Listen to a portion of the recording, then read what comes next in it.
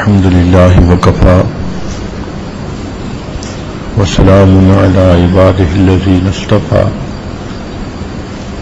أما بعد فقال رسول الله صلى الله عليه وسلم الطاعة حسبي أو كما قال عليه الصلاة والسلام سبحان ربك رب العزة عما يصفون وسلام على المرسلين والحمد لله رب العالمين اللهم صل على سيدنا محمد وعلى آل سيدنا محمد وبارك وسلم اللهم صل على سيدنا محمد وعلى آل سيدنا محمد وبارك وسلم اللهم صل على سيدنا محمد وعلى آل سيدنا محمد وبارك وسلم الطاعت حسبی، طاعت میری عزت ہے۔ طاعت کا لفظ طاع سے نکلا ہے، اس کا مطلب ہوتا ہے کہ حکم کو ماننا، اور ایسے بندے کو مطیع کہتے ہیں۔ مطیع وہ انسان ہے جو نشاط قلب کے ساتھ کسی بندے کی بات کو مانے۔ ایک ہوتا ہے نعرے باندھے کام کرنا، ایک ہوتا ہے دل کی خوشی کے ساتھ کسی کی بات کو ماننا۔ تو مطیع کہتے ہیں اس بندے کو جو صمیم قلب کے ساتھ، دل کے نشاط کے ساتھ خوش ہو کر کسی کی بات کو مان لے۔ اور حسب کا مطلب ہوتا ہے وہ بزرگی جو انسان کو اپنی صفات کی وجہ سے حاصل ہو۔ ایک بزرگی نسب کی وجہ سے ملتی ہے، جیسے سادات میں سے کوئی ہو، یہ بھی ایک بزرگی کی بات ہے کہ نبی علیہ الصلوۃ والسلام کے ساتھ اس کو اللہ تعالی نے ایک نسب کا تعلق عطا کر دیا۔ تو حسب کہتے ہیں وہ عزت، وہ بزرگی جو بندے کو صفات کی وجہ سے ملے۔ تو نبی علیہ السلام نے فرمایا الطاعت حسبی، کہ طاعت میری عزت ہے۔ اس حدیث پاک میں ایک بڑا راز بتایا گیا۔ عام طور پر لوگوں کو غلط فہمی ہوتی ہے کہ تفوق میں عزت ہے، ہم دوسروں کے اوپر غالب آ جائیں، دوسروں سے آگے بڑھ جائیں، دوسرے ہمارے مطیع بن جائیں، اس میں ہماری عزت ہے۔ جبکہ نبی علیہ الصلوۃ والسلام تو ایک اور بات فرما رہے ہیں کہ جو انسان مان کر چلنے والا ہو اس کو عزت ملتی ہے، منوانے میں نہیں، ماننے میں عزت ہے۔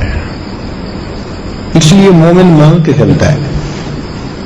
ارشاد فرمایا اطیعوا اللہ واطیعوا الرسول واولی الامر منکم، اللہ تعالیٰ کی اطاعت کرو، اس کے رسول صلی اللہ علیہ وسلم کی اطاعت کرو، اور جو تم میں سے والی امر ہیں، ذمہ دار ہیں۔ چنانچہ اولی الامر دو طرح کے ہوتے ہیں۔ دین کا معاملہ آئے گا تو علماء، وقت کے فقیہ، مفتی حضرات، یہ اولی الامر ہوں گے۔ اور جہاں ملک کے انتظام کا معاملہ آئے گا تو جو حاکم وقت ہوگا اس کو اولی الامر کہیں گے۔ چنانچہ سیدنا عمر فاروق رضی اللہ تعالیٰ عنہ نے جب کوفہ شہر آباد کیا تو اس کے بعد انہوں نے عبداللہ بن مسعود رضی اللہ عنہ کو بھیجا اور عمار بن یاسر رضی اللہ تعالیٰ عنہ کو بھیجا، اور فرمایا کہ لوگوں میں تمہاری طرف عمار ابن یاسر کو امیر بنا کے بھیج رہا ہوں اور عبداللہ ابن مسعود کو وزیر بنا کے بھیج رہا ہوں، لیکن ان حکام کی بات تب مانی جائے گی جب شریعت و سنت کے مطابق ہوگی۔ لا طاعت لمخلوق فی معصیت الخالق، اللہ تعالیٰ کی نافرمانی میں مخلوق کی کوئی بات نہیں ماننی۔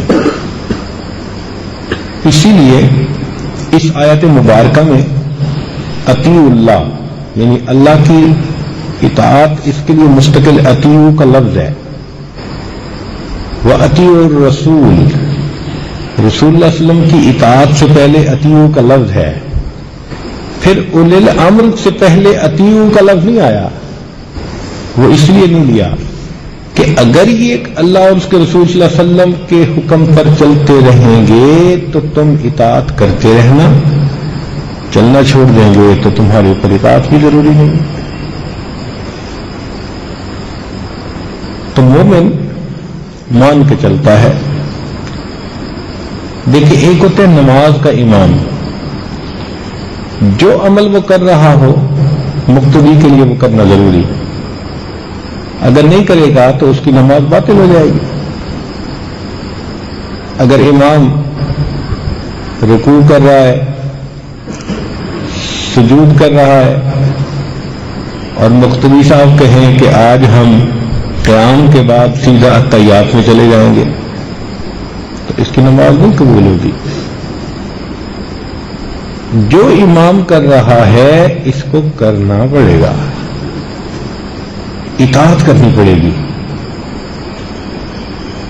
تو جس طرح نماز میں ہمارے امام ہوتے ہیں، ان کے پیچھے چلنا، ویسا کرنا ہم پہ ضروری ہوتا ہے، اسی طرح نبی علیہ الصلوۃ والسلام ہماری 24 گھنٹے کی زندگی کے امام ہیں۔ ہمیں کھانا ان کے طریقے کے مطابق، پینا ان کے طریقے کے مطابق، لباس، گفتار، کردار، میل جول، ہر چیز ہم نے نبی علیہ الصلوۃ والسلام کے طریقے کے مطابق کرنی ہے۔ اس لیے مومن کو ہر وقت یہ فکر رہتی ہے کہ میں ایک ایک عمل میں نبی علیہ الصلوۃ والسلام کے طریقے کو اپناؤں، اور جو اپنا لیتا ہے وہ اللہ تعالیٰ کا محبوب بن جاتا ہے۔ اس کی مثال یوں سمجھیں کہ جب شادی ہوتی ہے تو یوں سمجھا جاتا ہے کہ دلہن کے جس عضو بدن پر زیور پہنا دیا جائے گا وہ عضو خوبصورت لگے گا۔ مثلاً انگلیوں میں انگوٹھیاں پہنے گی تو انگلیاں خوبصورت نظر آئیں گی، بازوؤں پہ چوڑیاں پہن لے گی تو بازو خوبصورت نظر آئیں گے، گلے میں ہار ڈال لے گی تو گلا خوبصورت نظر آئے گا، کانوں کے اندر اگر کچھ لٹکا لے گی تو وہ کان خوبصورت۔ غرض یہ سمجھا جاتا ہے کہ جس عضو پہ اس نے زیور پہن لیا، خامن کی نظر میں وہ عضو خوبصورت بن جائے گا۔ بالکل یہی مثال ہے کہ مومن اپنے جس عضو کو سنت کے مطابق بنا لیتا ہے، اس کا وہ عضو بدن اللہ رب العزت کی نظر میں خوبصورت ہو جاتا ہے۔ اس لیے جو متبع سنت ہوتا ہے اللہ تعالیٰ سے محبت فرماتے ہیں۔ ارشاد فرمایا قل ان کنتم تحبون اللہ فاتبعونی یحببکم اللہ، فرما دیجیے اگر تم اللہ سے محبت کرتے ہو میری اتباع کرو، اللہ تعالیٰ تم سے محبت فرمائیں گے۔ تو سچی بات تو یہی ہے کہ جس چیز کی نسبت نبی علیہ الصلوۃ والسلام کے ساتھ جا کر جڑ گئی وہی خوبصورت بن گئی۔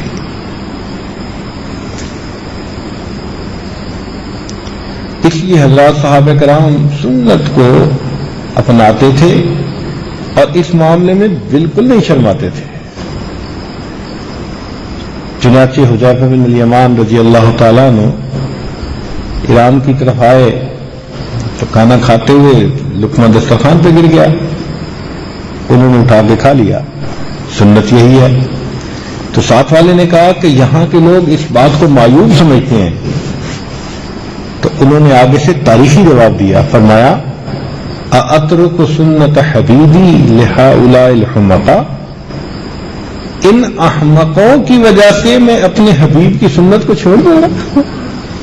اس سے اندازہ لگائیں نا ان کے دل میں سنت کی کتنی عظمت ہوگی۔ اللہ ہمارے بھائی ظہیر صاحب رحمۃ اللہ علیہ، جو ہمارے اس ادارے کے پہلے ناظم تھے، مہد کے نہیں، جو ہم مہد کے ساتھ دوسرے کام کر رہے ہیں، اللہ نے ان کو بہت امیر گھرانے میں پیدا کیا اور بہت شہزادگی کی زندگی انہوں نے گزاری ہے، کروڑوں پتی، لیکن سب کچھ کو اللہ کے لیے قربان کیا اور دین کے اس کام میں وہ یہاں پر آ گئے۔ باتیں تو بہت ہیں، ایک بات بتاتا ہوں کہ ایک مرتبہ وہ سفر کر رہے تھے، کسی پیٹرول اسٹیشن پر رکے، پانی پینا تھا، تو ایک صاحب نے انہیں پانی کا گلاس دیا، تو انہوں نے پانی کا گلاس لیا، نیچے زمین پر بیٹھ گئے، اکڑوں بیٹھتے جیسے، اور پانی پی کے پھر کھڑے ہو گئے۔ تو ایک آدمی کوئی مسافر قریب کھڑا تھا، وہ کہنے لگا مولانا کھڑے کھڑے بھی پی سکتے تھے کیا نیچے بیٹھنا؟ تو جب اس نے یہ بات کی تو ظہیر صاحب نے جواب دیا کہ میں ایک لمحہ کے لیے نبی علیہ الصلوۃ والسلام کی سنت کو ترک نہیں کر سکتا، ایک لمحہ کے لیے میں اللہ رب العزت کی نافرمانی نہیں کر سکتا، نیچے بیٹھنے، پانی پینے اور پھر کھڑا ہونے میں تو بہت وقت لگتا ہے۔ جب یہ دل میں کیفیت ہو نا کہ میں ایک لمحے کے لیے اللہ تعالیٰ کی نافرمانی، نبی اسلام کی سنت سے روگردانی نہیں کر سکتا، کہنے لگے کہ نیچے بیٹھنے میں، پانی پینے میں اور پھر کھڑا ہونے میں تو بہت وقت لگتا ہے۔ جب یہ دل کی چاہت ہوتی ہے نا، پھر اللہ کے ہاں قبولیت ہوتی ہے۔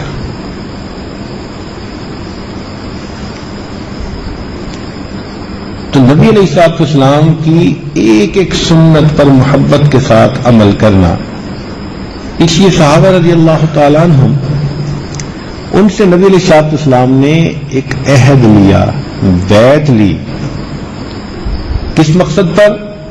اسمعوا و اطیعوا، کہ تم جو سنو گے اس پر عمل کرو گے، اس کو مانو گے۔ آج اگر آپ کسی سے بات کریں، آگے سے جواب ملتا ہے میں سب جانتا ہوں، تو جاننے کی تو آج کمی نہیں، ماننے کی کمی ہے۔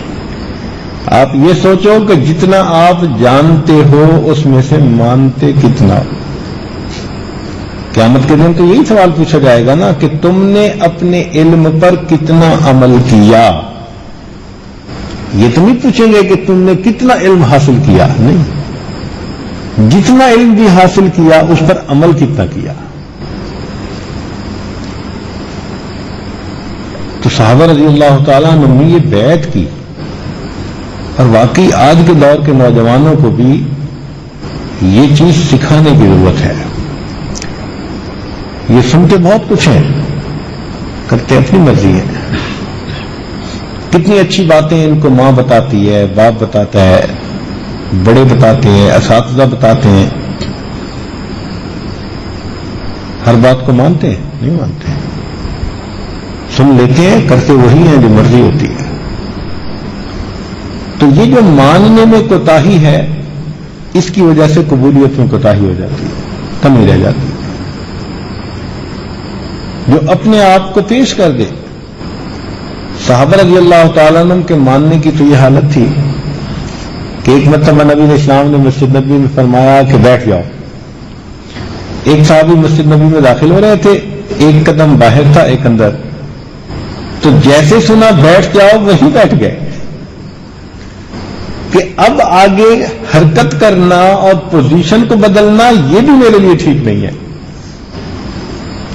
اس درجے کی اتباع جب حاصل ہوتی ہے تو پھر اللہ تعالیٰ اس بندے کو دنیا کے اندر عزتوں سے نوازتا ہے. اس لیے جو پہلے خادم بنتا ہے وقت آتے اللہ تعالیٰ اسی کو مخدوم بنا دیتے ہیں. اور آج تو شروع سے ہی مخدوم بننا چاہتے ہیں. میری مانی جائے، بیوی کہتی ہے میری مانی جائے، خاوند کہتے ہیں میری مانی جائے، ماں باپ کہتے ہیں ہماری مانی جائے، اولاد کہتی ہے ہماری مانی جائے. ہر کوئی منوانے پہ تلا ہوا ہے. یہ دل کے اندر شوق ہو کہ میں مان کے چلوں یہ بہت کم ہے. اور جن میں یہ شوق ہوتا ہے پھر اللہ تعالیٰ ایسے بچوں کو، ایسے نوجوانوں کو پھر بخش لگا دیتے ہیں.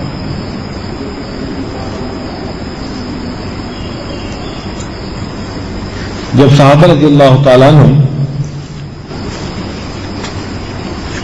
نبی علیہ الصلوۃ والسلام کے ساتھ مکہ مکرمہ کی طرف روانہ ہوئے، نبی علیہ الصلوۃ والسلام نے خواب دیکھا کہ ہم بیت اللہ کا طواف کر رہے ہیں. طبیعت تو پہلے ہی اداس تھی، بچھڑے ہوئے تھے مکہ بیت اللہ سے. تو نبی علیہ السلام نے صحابہ کو یہ بتا دیا، صحابہ نے بھی تیاری کر لی. چنانچہ نبی علیہ السلام مکہ مکرمہ کی طرف روانہ ہو گئے اور صحابہ آ کے ساتھ ساتھ ملتے رہے. مکہ مکرمہ سے کوئی 18 میل دور ایک جگہ جس کا نام تھا حدیبیہ، نبی علیہ السلام نے وہاں قیام فرمایا. 1000 صحابہ کرام بھی ساتھ تھے. ادھر سے قریش مکہ کو پتہ چلا. انہوں نے کہا کہ بھئی اگر یہ اس طرح آ گئے تو ہماری تو چودراہٹ ختم ہو جائے گی. یہ جو ناک ہوتا ہے نا یہ بھی عجیب چیز ہے. اور جو کہتے ہیں نا میری ناک اونچی رہے، اللہ اسی کی ناک کو موم کی ناک بناتے ہیں. ہر کوئی اس کو جو ہے نا ٹیڑھا کرتا ہے، اس کی ناک کو نیچے کر دکھاتے ہیں اللہ. تو قریش مکہ نے کہا کہ بھئی یہ کیسے ہو سکتا ہے کہ اتنے آرام سے یہ آئیں اور طواف کر کے چلے جائیں، عمرہ کر کے چلے جائیں. لہذا بندوں کو بھیجو اور ان کو روکو. نبی علیہ الصلوۃ والسلام نے عثمان غنی رضی اللہ تعالیٰ عنہ کو بھیجا کہ وہ جائیں اور جا کر قریش مکہ سے بات کریں، بھئی ہم لڑنے کے لیے نہیں آئے، ہم جنگ نہیں چاہتے، ہم ایک عبادت کرنا چاہتے ہیں.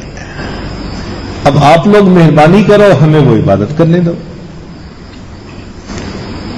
وہ مانتے نہیں تھے. تو عثمان غنی رضی اللہ تعالیٰ عنہ کو کافی دن لگ گئے، کئی دن لگ گئے وہاں پر. اس دوران انہوں نے آفر بھی کی. عثمان غنی اللہ عنہ کو کہا آپ اگر طواف کرنا چاہتے ہیں تو آپ کر لیں، آپ کو نہیں ہم روکتے. ہم کہا میرے آقا تو وہاں بیٹھے ہو اور میں یہاں طواف کروں، کیسے ہو سکتا ہے؟ اتنے میں خبر مشہور ہو گئی کہ عثمان غنی اللہ عنہ کو شہید کر دیا گیا. جب نبی علیہ السلام نے سنا تو آپ نے اللہ رب العزت کے حکم پر صحابہ سے بیعت لینی شروع کر دی کہ اب ہم ان کے ساتھ لڑیں گے، نمٹیں گے اور ان کو سبق سکھائیں گے. اس بیعت کو بیعت رضوان کہا جاتا ہے. ایک درخت تھا کیکر کا، اس کے نیچے بیٹھ کر نبی علیہ السلام نے یہ بیعت لی. سب صحابہ نے بیعت کی.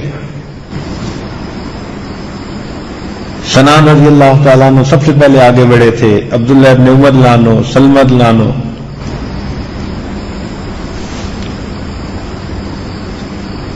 چنانچہ صحابہ رضی اللہ تعالیٰ عنہ پوری طرح ذہنی طور پہ تیار ہو گئے کہ اب ہم نے آگے بڑھنا ہے، اور یہ جو کافر ہے نا قریش مکہ، بس ان کے ساتھ دو دو ہاتھ ہم نے کرنے ہیں، نمٹنا ہے ان کے ساتھ۔ اب جب اس بیعت کا پتہ چلا کافروں کو، انہوں نے پھر سہیل بن عمر کو بھیجا۔ یہ ایک بندہ تھا جو بڑا باطونی آدمی تھا، سمجھدار تھا، اور بادشاہوں کے دربار میں جاتا تھا، اس کو بات کا سلیقہ آتا تھا۔ متولی کلام ہوتے ہیں نا، بعض لوگ بات کے دھنی ہوتے ہیں، تو یہ ایسا بندہ تھا، حالات کی ججمنٹ کرنا جانتا تھا۔ اس کو بھیجا کہ بھائی جاؤ۔ پہلے اور بھی چند لوگ آئے مگر ان کے ساتھ کوئی بات بنی نہیں۔ جب سہیل آیا تو نبی صاحب نے فرمایا اچھا سہیل آیا ہے، اب سہولت ہو جائے گی، آسانی سے ہے نا سہیل کا نام، تو فرمایا اب سہولت ہو جائے گی۔ چنانچہ آپس میں شرائط طے پائیں کہ اس سال تو مسلمان واپس چلے جائیں، اور اگلے سال آئیں تو پھر ہم ان کو عمرہ کرنے کی اجازت دیں گے۔ اور اس میں اس نے اور بھی شرطیں داخل کر دی۔ کہنے لگا جی کہ جو مسلمان ہو جائے گا ہمارے لوگوں میں سے تو مسلمان اس کو واپس کریں گے، اور جو مسلمانوں میں سے کافر ہوگا ہم واپس نہیں کریں گے۔ کیسی شرطیں تھیں؟ سمجھ نہیں آتی تھی، اور نبی علیہ الصلوۃ والسلام ان شرائط پر آمادہ۔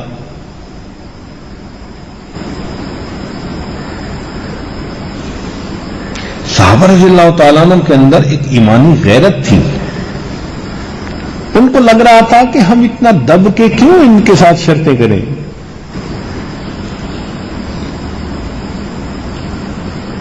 ان کو کہو کہ یہ ہمارے ساتھ لڑ لیں، نہ خنجر اٹھے گا نہ تلوار ان سے، یہ بازو میرے آزمائے ہوئے ہیں، ہم نے بدر احد میں آزمایا ہوا ہے ان کو، کیا ان سے گھبرانے اور ڈرنے کی ضرورت ہے؟ مگر نبی علیہ الصلوۃ والسلام اس بات پر آمادہ ہو گئے۔ چنانچہ معاہدہ لکھا گیا، لکھنے والے حضرت علی رضی اللہ عنہ تھے۔ چنانچہ انہوں نے جب بسم اللہ لکھا تو اس پر بھی اس نے اعتراض کیا کہ بسمک اللہم لکھیں، خیر انہوں نے وہ لکھ دیا۔ اس کے بعد انہوں نے لکھا کہ یہ محمد الرسول اللہ صلی اللہ علیہ وسلم کی طرف سے اور قریش مکہ کی طرف سے ایک معاہدہ ہے۔ اس پر اس نے پھر پھڈا کیا، کہنے لگا جی اگر ہم ان کو رسول اللہ سمجھ لیتے مان لیتے تو جھگڑا ہی کیا تھا، تو محمد الرسول اللہ کی بجائے محمد بن عبداللہ لکھے۔ نبی علیہ السلام نے کہا کہ کر لو۔ اب علی رضی اللہ عنہ کے لیے بڑا مشکل کہ محمد الرسول اللہ لکھا ہوا ہو اور اس کو وہ اپنے ہاتھوں سے کاٹ دیں۔ محبت چیز ہی ایسی ہوتی ہے، کہنے لگے نبی میرا دل نہیں مانتا۔ فرمایا علی تم ایسا کر لو، ایک وقت آئے گا تمہارے ساتھ بھی بالکل یہی صورتحال پیش آئے گی اور تمہیں بھی اپنے نام کے ساتھ لکھا ہوا لفظ کاٹنا پڑے گا۔ اور وہ بات جنگ صفین میں بہو پیش آ گئی۔ خیر جب یہ معاہدہ لکھ دیا گیا تو اتنے میں سہیل کا اپنا بیٹا تھا، اس کا نام تھا ابو جندل، نوجوان تھا، اس کو سہیل نے گھر کے اندر باندھا ہوا تھا، مارتا تھا، پیٹتا تھا، سزا دیتا تھا۔ اس کو پتہ چلا کہ مسلمان اتنا قریب ہے تو وہ کسی طرح چھوٹ چھٹا کے وہ بھی وہاں پہنچا، بیڑیاں بھی ساتھ ہیں، اور آ گیا۔ جیسے آئے تو سہیل کہنے لگا کہ جی دیکھو معاہدہ ہمارا اگرچہ لکھا نہیں گیا، سائن نہیں ہوئے، طے تو ہو گیا ہے نا، لہذا یہ ہمیں واپس کرو۔ نبی علیہ الصلوۃ والسلام نے کہا کہ سہیل میری بات مان لو کہ ابو جندل کو میرے پاس رہنے دو۔ اس نے کہا نہیں، ہم تو معاہدہ ہی نہیں کریں گے پھر۔ اب یہاں ایک سبق ہے کہ بعض اوقات بڑے فائدے کی خاطر چھوٹے نقصانوں کو برداشت کر لیا جاتا ہے، اور یہ فقہی اصول و کلیات میں سے بھی ہے۔ جیسے کپڑے کی مارکیٹ ہے، اس میں ایک آدمی لوہے کی بھٹی بنا دے اور اس میں خوب دھواں ہوتا ہو اور لوگوں کے کپڑے خراب ہوتے ہوں، تو حکومت کو اختیار ہوگا وہ زبردستی اس بندے کی بھٹی کو بند کروائیں، کیونکہ دوسروں کا نقصان ہے اس میں۔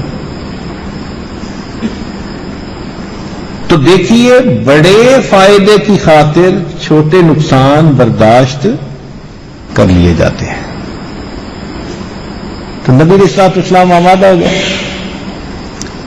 اب جب نبی علیہ السلام تیار ہو گئے تو سہیل اس وقت اٹھا اور اس نے مسلمانوں کے سامنے ابو جندل کو مارنا شروع کر دیا، تھپڑ مار رہا ہے اور ابو جندل رو رہے ہیں۔ آپ سوچ سکتے ہیں کہ اس وقت صحابہ کی کیفیت کیا ہوئی ہوگی؟ اللہ اکبر! بہت بڑی آزمائش تھی، بہت بڑی آزمائش تھی۔ چنانچہ مسلمانوں کے دل بہت دکھی ہوئے، حتیٰ کہ سیدنا عمر رضی اللہ تعالی عنہ نبی علیہ الصلوۃ والسلام کی خدمت میں حاضر ہوئے اور آ کر کہا کہ اے اللہ کے نبی صلی اللہ علیہ وسلم، کیا ہم دب کے کیوں اتنا وہ ان سے معاہدہ کر رہے ہیں؟ نبی صاحب نے فرمایا انی رسول اللہ، میں اللہ تعالیٰ کا رسول ہوں، وَلَسْتُ عَاصِي وَهُوَ نَاصِرِي، اور میں اللہ کی نافرمانی نہیں کر سکتا اور اللہ میرا مددگار ہے۔ عمر رضی اللہ عنہ نے بات سن لی، خاموش ہو گئے، آئے صدیق اکبر رضی اللہ عنہ کے پاس، ان سے بھی یہی بات کہی کہ ابو بکر ہم اتنا دب کے کیوں یہ سلوک کر رہے ہیں؟ ان کا عمر، تم جانتے ہو کہ نبی علیہ السلام اللہ کے رسول ہیں؟ جی۔ تم جانتے ہو کہ وہ اللہ کی نافرمانی نہیں کر سکتے، ان کے ساتھ اللہ کی مدد ہے۔ چنانچہ جو جواب نبی علیہ الصلوۃ والسلام نے عمر لانوں کو دیا تھا، ہو بہو وہی جواب ابو بکر صدیق لانوں نے دیا۔ سوچ میں وحدت تھی، ایک سوچ تھی۔ چنانچہ عمر لانوں خاموش ہو گئے۔ اتنے میں نبی علیہ الصلوۃ والسلام نے صحابہ کو فرمایا، بھئی تم جو اپنی قربانی کے جانور لائے تھے، اب وہ قربانی کا جانور تم قربان کر دو اور اپنے احرام اتار لو۔ کتنا مشکل کام ہے۔ تو نبی علیہ الصلوۃ والسلام تو یہ کہہ کے اپنے خیمے میں تشریف لے گئے اور صحابہ حیران بیٹھے ہوئے، سمجھ نہیں آتی، دل آمادہ نہیں ہو رہا کہ اللہ کے پیارے حبیب صلی اللہ علیہ وسلم نے خواب بھی دیکھا اور پھر ہم اتنا قریب آ کے احرام اتار کے واپس چلے جائیں۔ جیسے کوئی بندہ ہے متعجب نہیں ہوتا، صحابہ کی یہ حالت تھی۔ نبی علیہ الصلوۃ والسلام اپنے خیمے میں تشریف لے گئے تو ام سلمہ رضی اللہ تعالی عنہا وہ اس سفر میں آپ کے ساتھ تھی۔ آپ نے ان کو صورتحال بتائی کہ میں نے انہیں کہا ہے کہ قربانی کریں اور یہ ابھی تک بیٹھے ہیں، سوچ رہے ہیں۔ تو ام سلمہ رضی اللہ تعالی عنہا ام المومنین نے بہت خوبصورت مشورہ دیا۔ انہوں نے کہا کہ اے اللہ کے پیارے حبیب صلی اللہ علیہ وسلم، محبت ان کے دل میں اتنی ہے اور شوق اتنا ہے عمرہ کرنے کا کہ دل آمادہ نہیں ان کے ہو رہے۔ آپ باہر تشریف لے جائیے، اپنے جانور کو قربان کر کے احرام اتار دیجئے، جو آپ کریں گے میں جانتی ہوں یہ سب وہی کریں گے۔ چنانچہ 100% ٹھیک مشورہ۔ نبی علیہ الصلوۃ والسلام نے آ کے جانور قربان کیا، احرام اتارا، اور نبی علیہ السلام کو دیکھ کے صحابہ نے بھی وہی کام کیا۔ نبی علیہ السلام کی جو یہ بات مانی، سبحان اللہ، اس کے بدلے اللہ نے صحابہ کو مطاع بنا دیا. جزاء من جنس العمل. دل کے نہ چاہنے کے باوجود اللہ کے نبی کی بات مانی. نبی علیہ السلام نے فرمایا اصحابی النجوم بأیہم اقتدیتم اہتدیتم، تم جس کی اقتدا کرو گے ہدایت پا جاؤ. اللہ نے ان کو مقتدا بنا دیا. تو بھئی جو مطیع بنتا ہے نا، مطاع بعد میں وہی بنا کرتا ہے. جو خادم بنتا ہے بعد میں اسی کو اللہ مخدوم بناتے ہیں. تو عزیز طلباء، آپ جس عمر کے حصے میں ہیں، آپ کے لیے سب سے اہم کام یہ کہ اپنے بڑوں کی بات کو ماننے کی عادت ڈالیں. کئی دفعہ انسان عادت نہیں ہوتی، خواہ بہانے بناتا ہے، وقت ضائع کرتا ہے، آج کل کرتا رہتا ہے اور وقت گزر جاتا ہے. تو ماننے کی عادت کہ بس میں نے سننا ہے اور میں نے سن کر اس کے اوپر عمل کرنا ہے. ہمارے حضرت رحمۃ اللہ علیہ فرماتے تھے، حضرت مرشد عالم رحمۃ اللہ علیہ، قربانی کے موقع پہ لوگ قربانی کے جانور پالتے ہیں، دمبا پالتے ہیں، بکرا پالتے ہیں.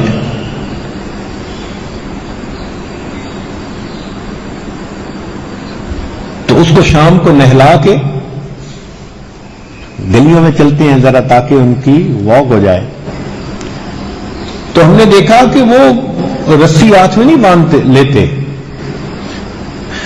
آگے آگے چل رہے ہوتے ہیں اور وہ جانور ان کے پیچھے پیچھے. مالک چلتا ہے تو جانور بھی چلتا ہے، مالک کھڑا ہو جاتا ہے جانور بھی کھڑا ہو جاتا ہے، مالک ٹرن لیتا ہے جانور بھی ٹرن لیتا ہے.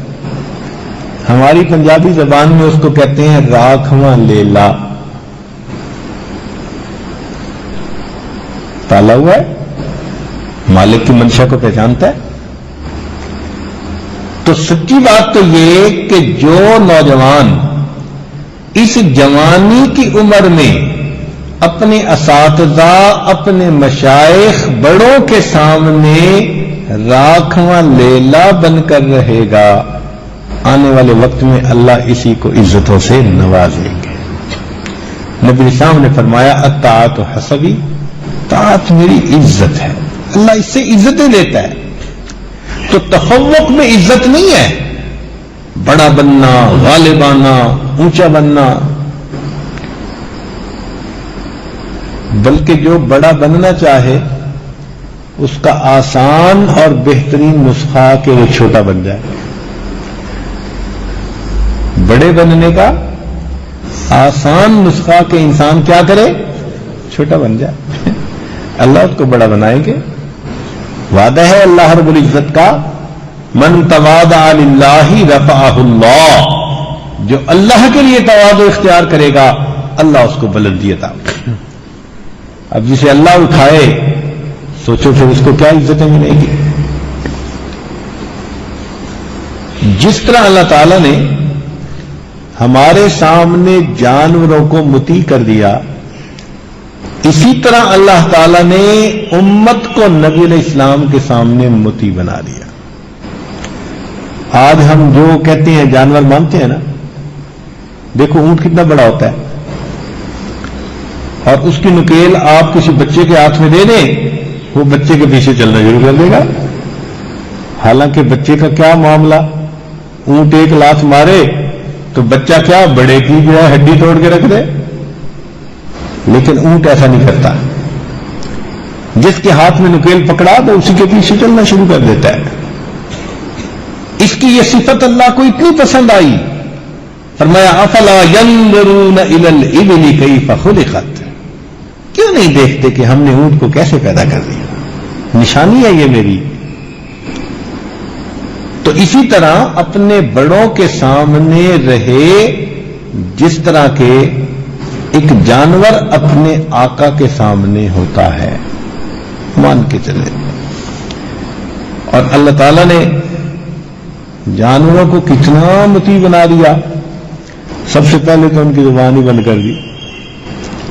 اگر کبھی جانور بولتے ہوتے نا تو کبھی گدھا باتیں کر رہا ہوتا, کبھی گھوڑا کہہ رہا ہوتا, مالک صاحب کو کہہ رہا ہوتا کہ جناب آپ کو میری بھوک کا خیال کوئی نہیں, خود تو پراٹھے کھا رہے ہیں بیٹھے ہوئے گھر میں اور مجھے آپ نے خشک گھاس بھی نہیں ڈالی. جناب آپ نے مجھے رات کو سردی میں کھڑا رکھا, اندر کمرے میں باندھا ہی نہیں, خود تو بیوی کے ساتھ لحاف میں جا کے سوئے اور ہمارے لیے صحن کی سردی ہمیں اندر چھت کے نیچے ہی باندھ دیتے. اور اگر یہ بولتا کہ جناب کل میں بہت تھک گیا ہوں لہذا آج میں میڈیکل لیو پہ ہوں, تو ہمارا کیا بنتا؟ واہ میرے مولا, اللہ تعالیٰ نے جانوروں کی زبان بندی کر دی کہ جو مالک کہے یہ اس کو مانے, آگے سے عذر کی مین میخ نکالنے کی گنجائش ہی نہ ہو. تو بھئی جیسے جانور اپنے مالک کے مطیع ہیں, ہم اسی طرح نبی علیہ الصلوۃ والسلام کے مطیع ہیں. پھر یہ کہنا جی کہ یہ ایسے کیوں ہے جی, وہ جی شریعت میں پردہ کیوں ہے, اس قسم کی باتیں انسان کے لیے گراوٹ کا سبب بنتی ہیں. بس اتنا پتہ چل گیا کہ یہ اللہ کا حکم ہے, اب اس کے اوپر عمل کر لو. بے چون و چرا اس کو مان لو. گھوڑے کو دیکھو, مالک پالتا ہے کہ میں اس کے اوپر بیٹھ کر اللہ کے دین کی سربلندی کے لیے اللہ کے راستے میں نکلوں گا. گھوڑا اس کا کتنا خیال کرتا ہے. مجاہد اگر گھوڑے پر بیٹھے اور ایڑی اس کو لگائے تو گھوڑا سامنے بھاگنا شروع کر دیتا ہے دشمن کی صفوں کی طرف. سامنے سے تیر آ رہے ہیں, نیزے آ رہے ہیں, مگر اس گھوڑے کے جسم پہ زخم لگ رہے ہیں, خون کے فوارے چھوٹ رہے ہیں, یہ واپس مڑ کے نہیں جاتا. اس کو پتہ ہے کہ میرے مالک نے مجھے پالا اسی وقت کے لیے تھا, اب میں اپنی جان اگر دے دوں گا مگر مالک کی میں اس اشارے کو پورا کر کے دکھاؤں. بھاگتا جاتا ہے دشمن کی صفوں کے اندر گھس جاتا ہے. تو گھوڑے پہ بھی تو زخم آتے ہیں, وار ہوتے ہیں گھوڑے پر, سب کچھ برداشت کرتا ہے مگر مالک کی فرما برداری. تو گھوڑے کی یہ فرما برداری اللہ تعالیٰ کو اتنی پسند آئی کہ اللہ رب العزت نے گھوڑے کے سموں سے, قدموں سے جو مٹی اڑتی ہے, قرآن مجید میں اس مٹی کی بھی قسمیں کھائیں. فرمایا والعادیات ضبحا فالموریات قدحا فالمغیرات صبحا.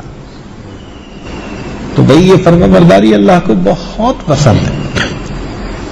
تو آپ بھی دل میں یہ نیت کر لیجئے کہ ہم اپنے بڑوں کی باتیں مانیں گے. کیوں جی؟ اپنے بڑوں کی باتیں مانیں گے. اب ناظم صاحب کہتے ہیں کہ بھئی کسی کی چیز بغیر اجازت استعمال نہ کرو, تو مانتے ہیں؟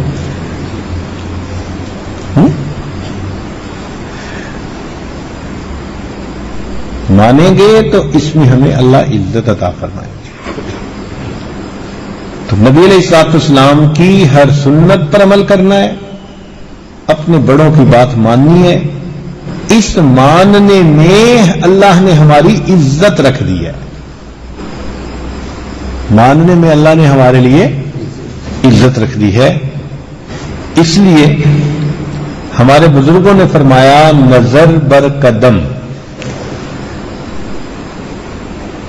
نظر بر قدم. کیا مطلب؟ لوگ عام مطلب یہ سمجھتے ہیں کہ جی چلتے ہوئے قدم پہ نظر رکھے. ٹھیک ہے, یہ بھی ایک ٹھیک معنی ہے, لیکن مشائخ کا اصل مقصد یہ تھا نظر بر قدم کہ یہ سالک اپنی زندگی گزارنے کے لیے نبی علیہ الصلوۃ والسلام کے قدموں پر نظر رکھے. جیسے محبوب چلے ویسا ہی چلے، جو کام کیا ویسا ہی کرے، نبی علیہ السلام کے قدموں پر نظر رکھے۔ اس موقع پہ نبی علیہ السلام نے کیا کیا؟ اس کو کہتے ہیں حال کے امر کو پہچاننا، کہ اس موقع پر شریعت کا کیا حکم ہے، بس میں نے اس پر عمل کرنا ہے۔ اطاعت کی معراج یہ ہے کہ مکروہات شرعیہ مکروہات طبعیہ بن جائیں۔ جن چیزوں سے شریعت نے کراہت کا حکم دیا، طبیعت بھی ان سے کراہت بن جائے۔ ایسے بندے کو اللہ کے ہاں عزتیں ملتی ہیں اور وہ اللہ تعالی کا محبوب بنتا ہے۔ وہی سمجھا جائے گا شیدائے جمال مصطفیٰ، وہی سمجھا جائے گا شیدائے جمال مصطفیٰ، جس کا قال قال مصطفیٰ ہو، حال حال مصطفیٰ۔ کلام کرے تو وہ بھی نبی علیہ السلام کے حکم کا، عمل کرے تو نبی علیہ السلام کے حکم کا۔ اللہ رب العزت ہمیں بھی اطاعت کی سعادت عطا فرما دے۔ صحابہ کرام کو یہ سعادت ملی، پھر دیکھو اللہ نے ان کو کیا عزتیں دی۔ خدا شاہد یہ ان کے فیض صحبت کا نتیجہ تھا، شہنشاہ گر پڑے قدموں میں جب ان کے غلام۔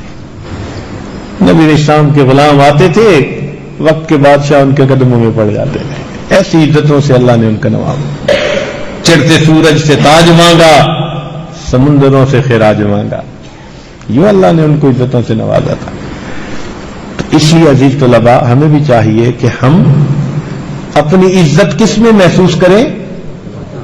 ماننے میں۔ یہ ماننا عیب نہیں ہے، ماننا ذلت نہیں ہے، بلکہ ماننا عزت ہے۔ اللہ تعالی ہمیں یہ عزت عطا فرمائے۔ وآخر دعوانا ان الحمدللہ۔